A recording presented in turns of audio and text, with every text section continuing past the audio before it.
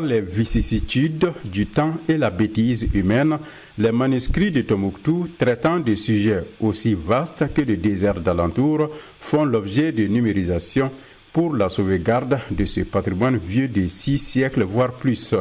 Et c'est l'ONG Savama DCI Mali à Bamako qui est chargée de la dématérialisation de ces écrits tracés sur divers supports.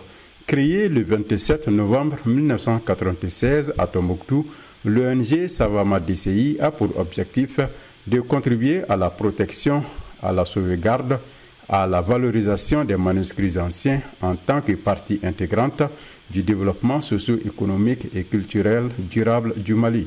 Savama sauvegarde et valorisation des manuscrits. Donc, le début jusqu'à la fin.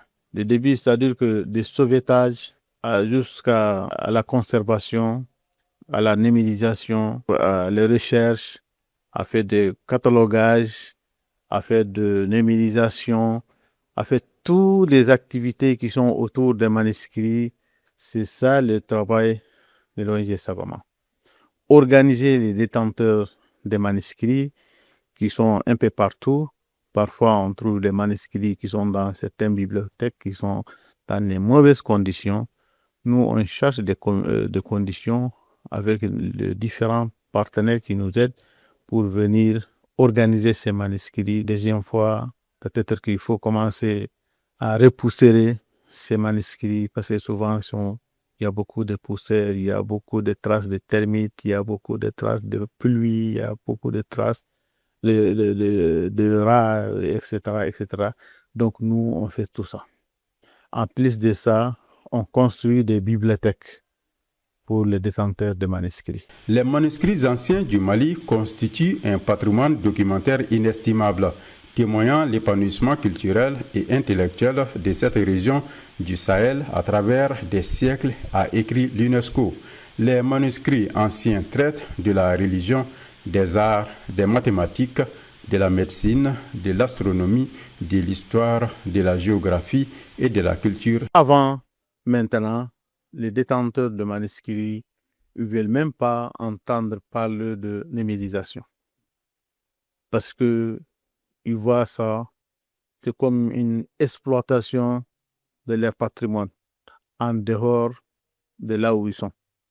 Donc, vraiment, les gens n'acceptent pas jamais de numériser leurs manuscrits. Jusqu'à l'événement de 2012. À l'événement de 2012, les gens ont vu que vraiment, surtout, il y a eu des événements très, très délicats à Tombouctou, là où certains manuscrits ont été brûlés. Donc, on a vu qu'un manuscrit qui a brûlé, c'est fini, ça ne vient plus. On ne peut même pas le constituer parce qu'on ne sait même pas qu'est-ce qui est parti, qu'est-ce qui est resté. Donc, à partir de ça, les gens commencent à accepter de numériser les manuscrits pour avoir au moins une copie. Écrits sur des papiers, des peaux d'animaux et des tablettes de bois, les manuscrits de Tombouctou ont subi les vicissitudes du temps. C'est pourquoi l'ONG Savama DCI a entamé la numérisation de ces précieux documents. Le processus de numérisation, d'abord, avant que les manuscrits ne soient au niveau des labos de numérisation, il y a des équipes qui travaillent préalablement sur le manuscrit. D'abord, ils vont faire le nettoyage de ces manuscrits. Après, il y a 5 grands thèmes du manuscrit. C'est-à-dire le titre, le thème, l'auteur, l'état du manuscrit. Après ces 5 grandes informations, les manuscrits vont passer au niveau de la salle de pagination. Ils vont paginer des manuscrits de la première page jusqu'à la dernière page. Une fois que le manuscrit est paginé, les manuscrits sont enregistrés au niveau des bases de données. On appelle ça, et ils vont tirer une fiche. On appelle ça une fiche de métadonnées. Et cette fiche contient les grandes informations du manuscrit. Le titre, le thème, l'auteur, l'état du manuscrit, la date du manuscrit, si elle a une date. Donc, après tout ça, les manuscrits sont envoyés au niveau des labos de numérisation. Donc, l'opérateur va d'abord photographier les pages recto. Après, il reviendra photographier les pages verso des manuscrits. Une fois que l'ensemble est photographié, on a un logiciel de illumination qui nous permettra de mettre les pages en ordre. Une fois que les pages sont mises en ordre, l'opérateur prend soin encore de revoir son travail, de voir page par page si son travail est bon. Parce que souvent, l'image peut être floue ou bien il peut sauter une page. Maintenant, si tout est OK, il va rester au niveau de la machine et il prend notre numéro. Maintenant, après 3 ou 4 jours de travaux, toutes les machines sont vidées sur le disque dur externe. Mon manuscrit numérisé, 300 000 ont été déjà numérisés. La numérisation des manuscrits anciens a pour importance de les sécuriser, de les conserver et de faciliter leur utilisation. La première importance de manuscrits, c'est leur sécurisation d'abord. Parce qu'on parle de conservation. On fait la conservation physique. Quand vous voyez les manuscrits, ils sont dans les boîtes de conservation. Ça, c'est la conservation physique. La deuxième, c'est la conservation numérique. Il faut avoir une copie que tu peux conserver en dehors de ta bibliothèque ou bien en dehors de ta maison ou bien en dehors de là où tu es, même dans la ville, pour que en cas de problème de cette copie que tu as, tu peux récupérer l'autre copie pour travailler avec ça. Ça, c'est la conservation vraiment. Et la deuxième chose, ça facilite l'utilisation de manuscrits. Il y a certains manuscrits qui sont très, très fragiles. On ne peut pas manipuler plusieurs fois. Donc, une fois que tu as une copie, tu vas utiliser la copie. En cas de problème dans les photos, tu peux revenir sur l'original. Mais la copie numérique, tu peux l'utiliser, tu peux l'exploiter, tu peux le multiplier. Ça facilite l'accès à cette connaissance qui est dans ces manuscrits. Ça facilite pour les étudiants, pour les chercheurs, pour les utilisateurs de ce patrimoine écrit qui est le manuscrit. Donc, depuis 2014, avec nos partenaires, qui est Hill Museum, il y a IRSICA, il y a Centre Jumal Majid.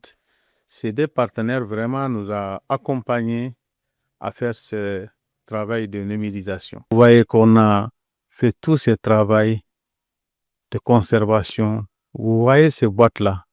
Vous voyez les lins naturels qui fait ces boîtes-là et les cartons naturels. Ça ne vient pas d'ici, ça ne vient pas d'Afrique. Parfois, on paye ça aux États-Unis ou en Turquie ou à Dubaï ou en Asie. Donc, le dédouanement, c'est excessivement cher.